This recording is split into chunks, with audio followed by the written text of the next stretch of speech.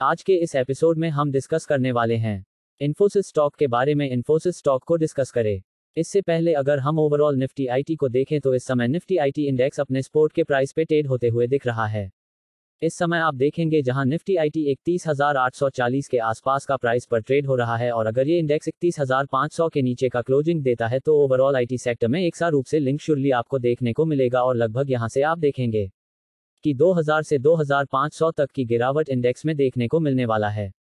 हालांकि आज के ट्रेनिंग सेशन में हमने देखा कि इन्फोसिस ने जो है वो ओवरऑल आईटी सेक्टर को लीड करते हुए दिख रहा है और सबसे strong share from IT sector अगर आप देखेंगे तो इन्फोसिस ही हैं।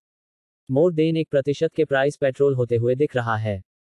हमने आपको इस स्टॉक के रिगार्डिंग कहा था कि रिजल्ट एक्सपेक्टेड नहीं होने के कारण जो कनेक्शन देखना था वो दिख चुका है और ओवरऑल बहुत सारे ब्रेकिंग न्यूज इस स्टॉक में हमने अलग अलग देश से आते हुए देखा है।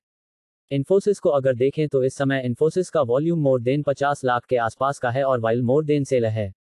लेकिन ओपन इंटरेस्ट अगर इसका देखिए 26 मई को तो आप पाएंगे कि यूज कॉल से लिंक 16,000-17,000 के प्राइस पे होते हुए दिखा है। वहीं अगर आप सपोर्ट देखेंगे तो 1500 के प्राइस पर स्टॉक का स्ट्रॉन्गली सपोर्ट है और 1600-1700 का जो कॉल है वो मैक्सिमम सेल होते हुए दिखाया। जबकि आज के ट्रेनिंग सेशन में इस स्टॉक में 17,1700 का कॉल सेल होते हुए दिख क्या इसका मतलब यह है कि शॉर्ट टर्म इस स्टॉक में थोड़ा बहुत और करेक्शन दिख सकता है। तो पर्सनली जो रिगार्डिंग मेरा इस स्टॉक को लेकर के होगा कि अगर आपने स्टॉक पोर्टफोलियो के लिए बाइंग किया है तो श्योरली पोजीशन बनाए रखें। लेकिन अगर आप शॉर्ट टर्म के लिए से स्टॉक के अंदर बाइक करना चाहते हैं या फिर ऑलरेडी इन्वेस्टेड है तो 1550 के नीचे के स्टॉप लॉस को फॉलो करें।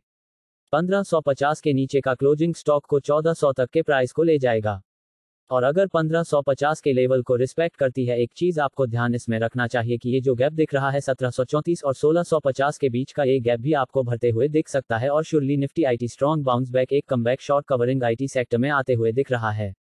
दोनों बातों को अपने जेहन में रखें। इससे स्टॉक को लेकर के